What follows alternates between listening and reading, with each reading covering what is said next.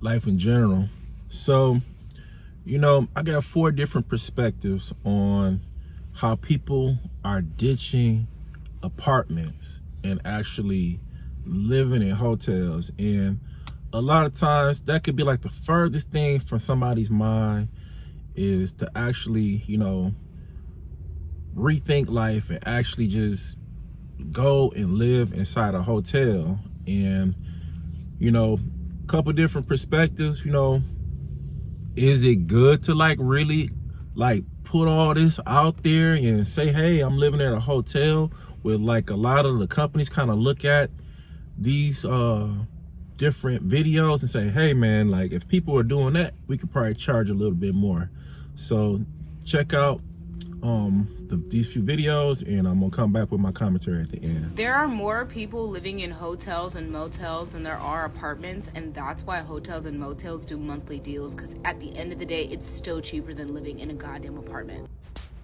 Okay, so I am seeing all over these internet about staying in hotels or extended stays versus getting an apartment. Let me say this, as somebody who currently works in social service, housing, everything. I do everything.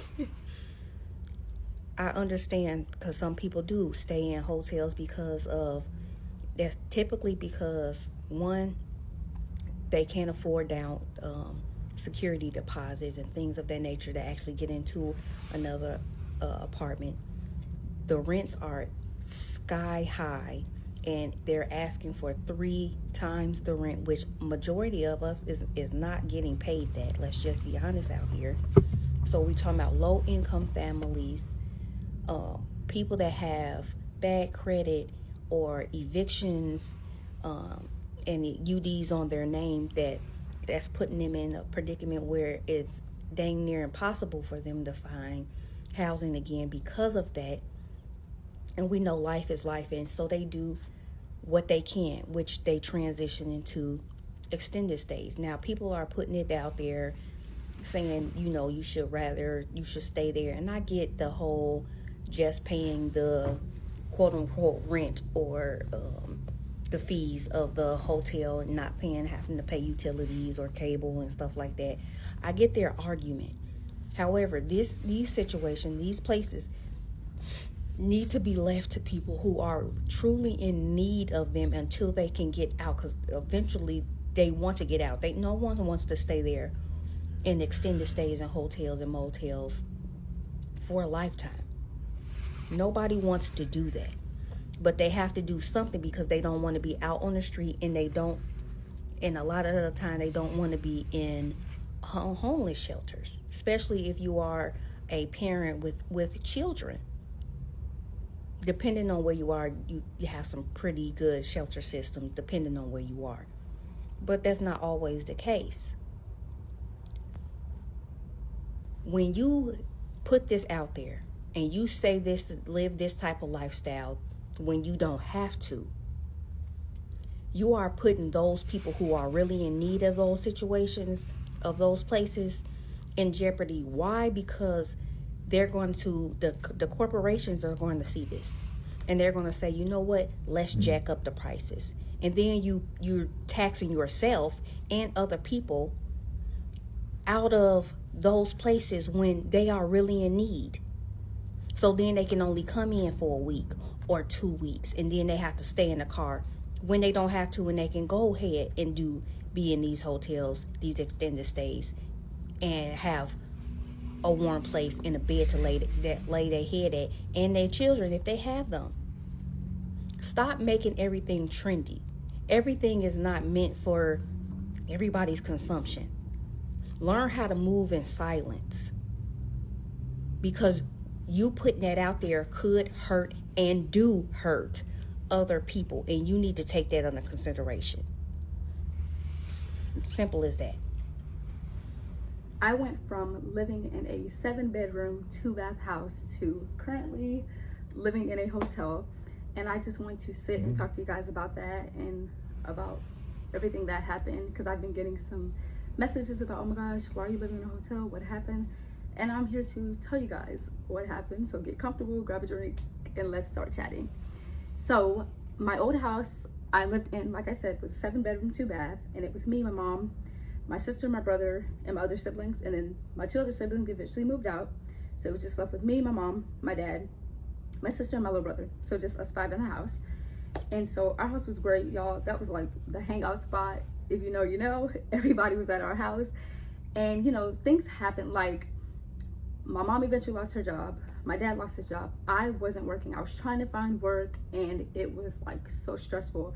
My sister was in college. I had eventually graduated college trying to find work, and it was just a lot like happening. And then things started breaking in the house that the rent lady did not want to fix, and my dad would fix it. And then it just kept breaking. And then eventually my mom and dad divorced. So it was just my mom and then us like my mom and then us 3 in the house. And then, you know, it's like, dang, that's a lot to handle. And so stuff started still breaking. My dad would still come over and try to fix it the best way he can, and it was just crazy. And then when Hurricane Helene came, I think that's the hurricane that passed, yeah. Hurricane Helene came, it just messed up our whole house. It was leakage, pipes were breaking. It was just insane, y'all. So eventually we could not stay there. And so we got a FEMA voucher, and they placed us in a hotel, and it was either a hotel or living in your car. And obviously, y'all know, don't want to live in no car, but thank God he opened up that door for us. So we ended up here in the hotel, and it's been amazing. It's been great. You know, we have shelter. Thank God for that, because like I said, we could have been sleeping in our car or sleeping on the street. You just don't know. God opened up his door, and we've been here for, I want to say like 2.5 months already. And you know, I've learned in this season to be grateful for everything that I have, like, because you don't know what tomorrow will bring. So I'm literally in this season, I've learned to be grateful, to be thankful, to not complain, because it could be worse. There are people worse off than where I am, you know? And yeah, but that's what's been going on. And I'm, through all of this, I'm blessed, I'm alive, I'm breathing, and I thank God for every single thing that has happened in my life, good or bad, because it's just building me and my family to be stronger. Like, we've been through some stuff and we're still standing, and I just thank God for that, because we could have been just anywhere. And yeah, but I just want to say all that. A hotel for $2,000 a month? That's way too expensive. Hot water? Free. Wi-Fi? Free. Cable? Free. Cleaning services? Free. Toiletries and personal care?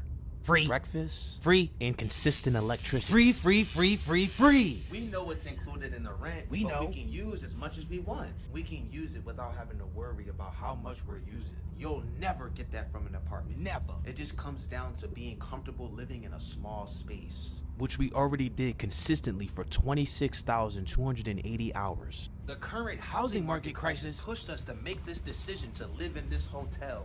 And we are so grateful that we found this out. And we have more freedom here because we don't have to clean, and we're not trapped into a lease like an apartment. We can stay here as long as we want, as long as we pay the rent on time. So glitz and glamour, folks, we're living in a studio hotel paying $2,000 a month with utilities included, circumventing the housing market crisis. So I'm here to answer the big question of what actually caused us to have to start living in a hotel and how we even started this whole type of lifestyle. Okay, first of all, the picture you see here, this was the house me and my hubby were living in. 2-story, nice home, HOA neighborhood, Daphne, Alabama. Life was great. So we decided to take it up another step, and we decided we were going to get married. So here we are, we get married. 5 days later, I get a call. My husband had got hurt at a job accident down that he was working on as a steel worker. Okay, he was 8 stories high when a 615-pound beam literally had him pinned. So, long story short, that was his right hand, completely smashed. We've been through numerous surgeries. I'm talking about like steel rods, you name it, 2.5 years, still into it. He's having to learn how to like use his whole left hand now instead of his right hand. It's been a lot. Well, when that first happened, I tried to keep up. You know, dealing with workers' comp is not always easy here in the state of Florida. I don't know how it is everywhere else, but here it's not always that easy.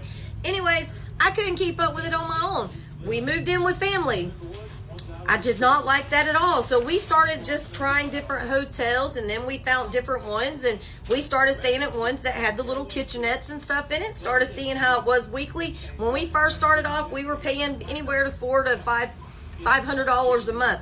Now we're like under 400, under 350, because we kept doing it, learning how to do it, doing it through the app. And basically that's kind of a breakdown of where we're at now. This is not forever. This is so we can also save money because we're looking to get a piece of land. But that's kind of a breakdown of what led us here and why we still are here. And it's hard to try to get caught up to take that next step, but we're working on it. With that being said, y'all like, share, and follow for more.